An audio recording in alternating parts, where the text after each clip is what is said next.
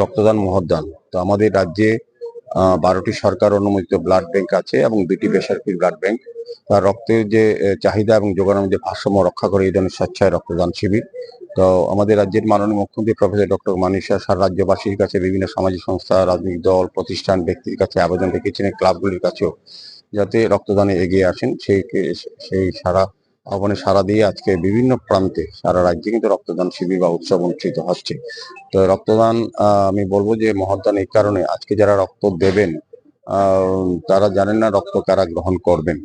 এক্ষেত্রে একমাত্র জায়গা যে রক্তদানের মাধ্যমে যার ধর্ম সম্প্রদায় সব বিলীন হয়ে যায়, সেটা মানবতাই সামনে চলে আসে, মানব ধর্মটাই। আমি বলবো যারা আজকে এই রক্তদান শিবিরে উপস্থিতি রক্তদান করছেন তাদেরকে ধন্যবাদ জানাই, কারণ তারা তাদের জীবনের শ্রেষ্ঠ কর্ম এবং শ্রেষ্ঠ মানব ধর্ম পালন করছেন।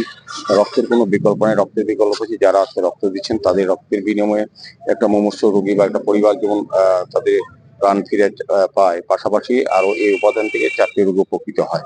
কাজে আমি বলবো যারা রক্ত দিচ্ছেন তারা যেমন অন্যকে প্রাণ বাঁচাচ্ছেন, অন্যকে সহযোগিতা করছেন, নিজেও কিন্তু আজকে জেনে নেবেন তারা কোনো কঠিন রোগে আক্রান্ত কিনা। কাজেই এটা একটা বিশেষ উদ্যোগ আমি বলবো। তা আজকে প্রথমবারের মতন যারা এই কুশমহল সোসাইটি যারা আয়োজন করেছেন তারা বলবো যে মানবিক কাজ, সমাজের প্রতি দায়িত্ব, সামাজিক কর্তব্য সামনে রেখে তারা নতুন ভাবে প্রথমবারের মতো রক্তদান এটা যাতে প্রতি বছরই ধারাবাহিক চলে, এটা আমি তাদের কাছে প্রত্যাশা করব।